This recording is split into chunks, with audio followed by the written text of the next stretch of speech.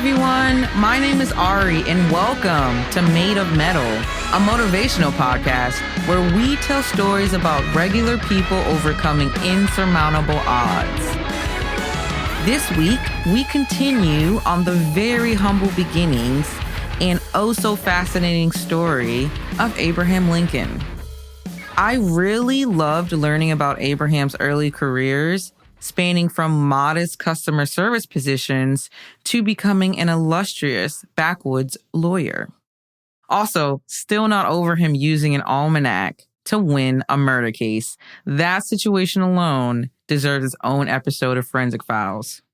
I also enjoyed learning about Abraham's simple life on the farm and his transition from farm life to being an integral part of the local communities he worked in. Abraham had worked as a shopkeeper, a postmaster, and even was voted as captain to lead a local militia during a short conflict. All of this prefaces any of his political work, and it gives you a great glimpse as to where he first gained such definitive perspective on the working class and how they were faring in the country today. So we're going to pick right back up and discuss the onset of Abraham's political career from local politics all the way up to the national level. So let's get right into it. As I'd mentioned in a previous episode, Abraham was politically affiliated with the Whig Party, which was one of the two biggest political parties at the time. There were the Whigs, and then there were the Democrats. The Whig Party was an opposition party to President Andrew Jackson and his supporters, who were Democrats. The Whig Party advocated and campaigned for government-administered infrastructure and economic support in the form of tariffs favoring the American business industries. Abraham was elected multiple times as the representative of the Whig Party to the Illinois state legislature from around 1835 to 1849. He was the lone Whig Party representative on the legislature. He was also elected to Congress for just one term from 1847 to 1849. This would be his first introduction to national politics. During his time at the state legislature, Abraham would focus his efforts on introducing bills and voting on resolutions to his party interests. Abraham did not agree with the current president Andrew Jackson's policies, including his strong and obvious support for slavery. The president himself was the owner of many slaves. I did want to note that during Abraham's time in Congress, he introduced a bill that proposed the emancipation of enslaved people, including compensation. Although the bill didn't receive much support, it's interesting to me that Abraham didn't fully support the institution of slavery long before the start of the Civil War. It was Abraham's vocal opposition against the looming Mexican-American War that prevented him from re-election to Congress. It was after his single term in Congress that Abraham, who was close to 40 at the time, decided that politics wasn't for him, and he returned to Illinois to again restart his career as a lawyer. I don't know about you guys, but it seems to me that Abraham Lincoln should have been a lawyer, and that is what he wanted to do. That is clearly his passion. So Abraham would continue to practice law and not participate in any politics for about 5 years, though he would return for the absolute best of reasons. Around 1854, one of Abraham's rivals was proposing a bill that completely went against national sentiments in the surrounding states, including Abraham's home state of Illinois at the time, in regards to states' rights, territories, and the lawful expansion of slavery.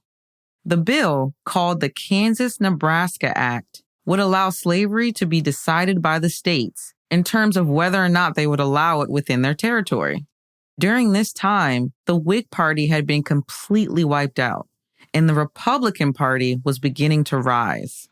Abraham, seeing the change in the political landscape and noting his opponent's strong support, would align himself with the Republican Party and campaign against his opponent for the Senate seat. There were stark differences between Abraham and his opponent, both physically and mentally. Abraham was described as tall, lanky, and strong, and his opponent was short, stocky, and portly. Each had their own style of debating, but Abraham's was more so individualistic to his genuine personality and sincere delivery, while his opponent engaged in the normal and long-winded political performances that everyone had grown accustomed to, but could not relate to. Abraham's speeches were also described as more eloquent, articulate, and most importantly, not as lengthy as was most common during this time period. He also focused his debate on highlighting the inconsistencies between his opponent's past political principles and his proposed vision moving forward. Say that 3 times fast. These distinctions set Abraham apart, giving him a leading edge over his opponent. As the bill's main purpose was to include slavery as an option for each state, this is where Abraham focused his arguments. He believed that the government should intervene and establish an anti-slavery economy. It should be highlighted that Abraham wasn't necessarily against the morality of slavery at this point, more so the economic repercussions to the country in terms of a country divided in commerce. Slavery was one of the main drivers of agricultural industry in the South and was starting to become a monumental divisive national issue. I felt like it was important to note that, as it will be interesting to see as Abraham's story continues how his views evolved and how much they impacted his eventual rise to the presidency, as Abraham would denounce slavery completely just 2 years later in 1860. This was also during the time following the Supreme Court Dred Scott decision in 1857. Now, this decision was groundbreaking as it essentially made it federal law that African Americans were not citizens and were entitled to zero rights, and essentially completely supported the institution of slavery. Although Abraham was seen as the superior choice in the Senate race, he sadly was not the popular choice, and he would lose the Senate seat to his more politically established and networked opponent. This loss would hit Abraham hard and affect him deeply. But there was a silver lining. Although Abraham didn't win the seat, his campaign did help to boost his visibility once again in the political sphere, but this time all the way up to the presidential level. Rising in his statesmanship and establishing himself as a worthy political opponent with his amazing oratory skills and personality, Abraham was able to gain support for a lucrative presidential campaign. There were so many setbacks and losses for Abraham that led to this moment. It seemed to be a complete failure on the surface for Abraham, but instead of it being the end of his career, it catapulted him into the spotlight and gave him the opportunity of a lifetime to hold the highest political office of the United States as the president. I'd honestly say it wasn't a defeat at all, but a huge triumph in disguise. After pulling together his network of supporters, Abraham was able to do the impossible and was nominated as a presidential candidate on May 18, 1860, at the Republican National Convention in Chicago. At this point, Abraham had decided to focus all of his efforts on his presidential campaign, putting his law practice to the rest and also creating a bit more stability in his party. We know it was tough for him to put that law down. Man, that's how you know he was really dedicated. The Democrats were reeling at the time, divided, while the Republicans were trying to prevent a repeat of the dissemination of the Whig Party. The Republicans were in large part composed of older members of the Whig Party. Abraham's goal, which he'd said often, was to bring the nation together and promote collaboration. After his nomination, Abraham focused on connecting with the members inside his party, bringing them together and leaning more moderately in his views to avoid the divisiveness he'd witnessed that brought the end of the Whig Party. In this election, Abraham ran against a total of 4 other candidates and won a clear majority of the Electoral College. This, of course, meant that a farmer with about a year of formal education that was born with close to nothing and without any clear advantages was elected as the president of the United States. Abraham was born without aristocracy, without access to the opportunities, resources, and networking that is usually available to those trying to achieve a position in a political office, let alone one of the highest political offices in the United States. So what had brought Abraham to this point? From a farmer to the president of the United States? Whatever it is, it's safe to say that it began within Abraham himself. He had no clear leverage, no obvious path to the presidency, just the desire to excel and bring the nation together. You have to give it to him. Although he was a flawed human being, as we all are, it's quite satisfying to watch his evolution. It would come in literally the nick of time, because the country would need Abraham's strong leadership and belief in the Union in the coming days more than ever. Unfortunately, Abraham was about to begin his journey into ruling a country that was completely divided. It's crazy to think that he'd called this, as Abraham was quoted as saying the nation was becoming a house divided.